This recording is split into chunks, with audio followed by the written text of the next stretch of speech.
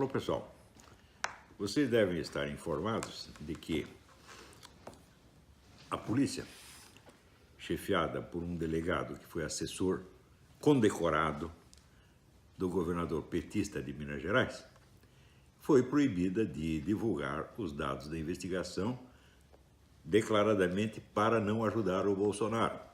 Mas, ao mesmo tempo, o assassino foi autorizado a dar 2 entrevistas para ferrar com a candidatura a Bolsonaro. É o último golpe, a última cartada desses que já viram que estão encurralados pela população que os odeia e que vão tentar uma cartada final culpando o próprio partido do Bolsonaro por este crime cometido por um membro do PSOL. Muito bem. Então o pessoal pode se perguntar como foi possível nós chegarmos a isto, em que um crime eleitoral é cometido na sua cara, a ser pelo delegado, pela polícia, pelo governo, pelos órgãos de comunicação, assim, na véspera de uma eleição. Como pudemos chegar a isso? Então, para isso, nós temos que voltar um pouco no tempo e contar a história direito. Quando houve a tal da redemocratização, todos os políticos que emergiram das catacumbas ou voltaram do exílio eram esquerdistas, todos eles. Alguns profundamente comprometidos com o Partido Comunista desde há décadas, né?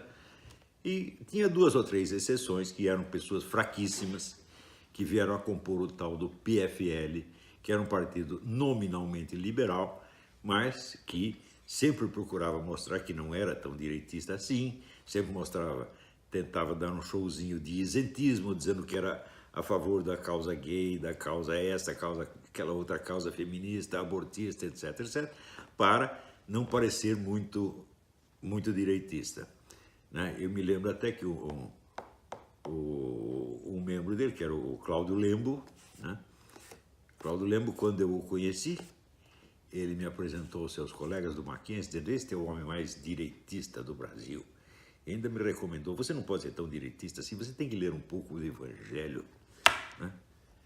Daí eu estava com o Evangelho no bolso, falei: é esse aqui? Né? Quer dizer, era um palhaço, evidentemente, né? O PFL era todinho composto desses palhaços, é um partido que acabou se implodindo a si mesmo para desimpedir o caminho. A função dele era esta: servir de camisinha para os outros partidos. Fora disso, havia 3 agremiações em jogo, que eram o PT, o PSDB e o PMDB. Desses, assim, o PT era assim, o comunista mais radical, o PSDB era o comunista adocicado e o PMDB, que sempre foi controlado pelo Partido Comunista, tinha a função de parecer o partido isento, quer dizer, o partido sem autodefinição ideológica, onde os 2 outros podiam fazer as misturas que quisessem. Este composto, que era estava 100% a serviço dos comunistas, foi o que constituiu o que nós chamamos a democracia brasileira, a redemocratização. Então era um sistema calculado para haver sempre um rodízio de poder entre o PT e o PSDB, com a ajuda dos seus servidores no PMDB. Isto foi a democracia. Ora, acontece que esta democracia estava contra a maioria da população. A maioria da população brasileira, segundo todas as pesquisas, era acentuadamente conservadora, sobretudo no ponto de vista moral e social. Isso todas as pesquisas, inclusive da Datafolha, mostravam isso. Então, num país que tinha a maioria de 70% a 80% de conservadores, você não tinha um partido conservador, não tinha um jornal diário conservador, não tinha um canal de TV conservador, não tinha uma universidade conservadora, não tinha uma revista semanal conservadora, não tinha nada. Ou seja, a população foi totalmente excluída da democracia. No entanto, essa democracia, ela tinha a seu favor a estabilidade, ela funcionava, ela tinha eleições e parecia que estava tudo normal, vamos dizer, de um certo ponto para cima. Aqui embaixo estava tudo, né, todo mundo oprimido, sem ter meios de expressar a sua opinião, mas lá em cima estava muito bem, era a democracia deles. Essa democracia foi muito bem vendida internacionalmente, mesmo porque todos esses políticos tinham um certo prestígio internacional e nós sabemos que o comunismo é uma rede internacional. Comunismo e socialismo são redes internacionais, não são partidos nacionais. Todos eles estão ligados, têm conexões com o mundo inteiro e têm o apoio das grandes megafortunas, né? Os bancos, o pessoal do Bilderberg, né? George Soros, Zuckerberg, toda essa gente. Então, é um poder descomunal que controlava o Brasil, quer dizer, a parte superior do Brasil, né, mantendo o povo sob censura, com mordaça, durante 30 ou 40 anos. Isto foi a democracia brasileira. Muito bem. Então, é evidente que foi a democracia calculada para consolidar o poder comunista, socialista, etc. Mais ainda após a fundação do Foro de São Paulo. O Foro de São Paulo era uma organização nitidamente criminosa, onde partidos supostamente legais se associavam intimamente a organizações criminosas, como as Farc, o MIR chileno, que tinha o monopólio dos sequestros na América Latina, né? As Farc, sobretudo, que eram a grande fornecedora de cocaína ao mercado brasileiro. Tudo isso, vamos dizer, numa intimidade totalmente obscena, né? E, na época, se você dissesse que havia uma parceria de PT e Farc, todo mundo ficava escandalizado. Mas você estava vendo lá o Lula presidir o Foro de São Paulo, junto com o Manuel Marulanda, que era o comandante das Farc. Ou seja, a parceria era óbvia, tá certo? Inegável. Mas ainda o Foro de São Paulo era um órgão internacional e a lei eleitoral brasileira proíbe o registro de qualquer partido que tenha filiação a qualquer órgão internacional. Então, o PT está na ilegalidade desde 1990 e colaborando com essa quadrilha criminosa, com várias quadrilhas criminosas, desde 1990, e a mídia inteira fazendo o possível para não ver, né? Tanto que a própria existência do Foro... Não esqueçam isso. O Foro de São Paulo foi a maior entidade política que já existiu na América Latina, congregando 200 partidos e outras organizações. Isso nunca existiu na América Latina. E durante 16 anos, a mídia inteira escondeu, negou a existência do Foro de São Paulo. Ora, então quer dizer que a mídia faz parte desse esquema. A mídia inteira. Claro que sempre tem um ou outro que não concorda, mas tem que ficar quietinho, porque a maioria da redação o oprime e não deixa falar. Tá certo? Então, veja, uma coisa que eu recomendo para vocês entenderem tudo que aconteceu e está acontecendo na América Latina e no Brasil é isso aqui. Leonardo Coutinho, Hugo Chávez, o Espectro.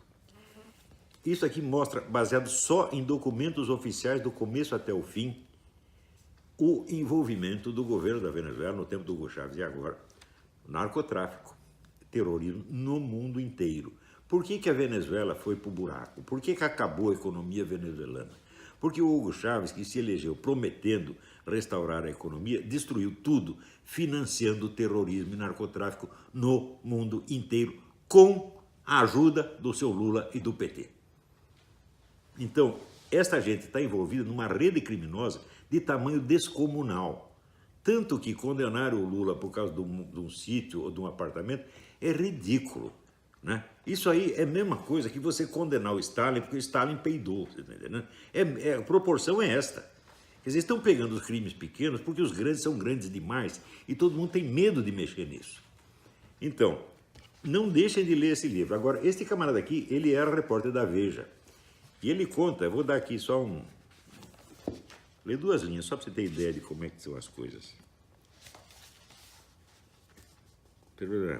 Em abril daquele ano, 2001, a revista Veja publicou uma capa sobre a presença de extremistas islâmicos no Brasil. Alguns deles eram procurados em seus países de origem por terem realizado atentados. Outros eram identificados como membros ativos dessas organizações. Assinada por mim e pelo fotógrafo Manuel Marques, a reportagem se baseou exclusivamente em documentos oficiais. Coube-nos localizá-los e mostrá-los no seu novo habitat.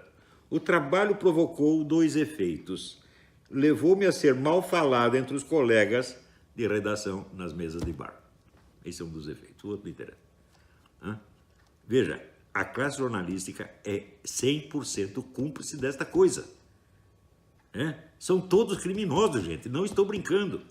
Então, se você ainda tem um pingo de confiança em Folha de São Paulo, Globo, Estadão, Veja, você está sendo simplesmente enganado, porque faz parte do esquema para manter no poder PT e PSDB contra a vontade expressa da maioria da população. E para dar a essas organizações os meios de cometer todos os crimes que desejem, sem jamais ser punidos. E esses crimes não é assim, uma compra ilegal de um apartamento ou de um sítio. Não, esses crimes são terrorismo e narcotráfico. Essa gente está matando milhões de pessoas no Brasil. Né? São genocidas, todos eles. E é esse esquema que está defendendo esses partidos, com a cumplicidade, inclusive, de pessoas que se dizem conservadoras, tipo Alckmin e outros, né? Alckmin, Amoedo, né? Partido Novo, essa porcariada toda. Tudo isso está dentro de um maior esquema criminoso que já existiu no continente. Quando fala esquema criminoso, não é assim, propina, não é dinheirinho que escorregou daqui para lá. Não, gente, é genocídio, é morticínio, é genocídio, é terrorismo. Né? Então, é claro que eles têm que se defender, porque eles sabem que quando o Bolsonaro for eleito, eles serão investigados e punidos. Eles não podem permitir que isso aconteça de jeito nenhum. Então estão se apegando a tudo, inclusive a este crime eleitoral explícito, descarado e obsceno que será colocar este seu Adélio, esse criminoso, na televisão, na véspera da eleição, para prejudicar um candidato. Gente, acordem, vocês não é uma disputa política, não é uma disputa eleitoral, tá certo? É uma disputa contra o banditismo organizado, contra criminosos, psicopatas, gente sem escrúpulo de espécie alguma, incluindo os colaboradores mais suaves, tipo Alckmin. Todos eles estão metidos nisso, todos sem exceção, tá? Então, acordem, ou eleger o Bolsonaro ou dizer adeus ao Brasil. Até a próxima, obrigado. Não esqueçam uma coisa, visitem o meu Patreon.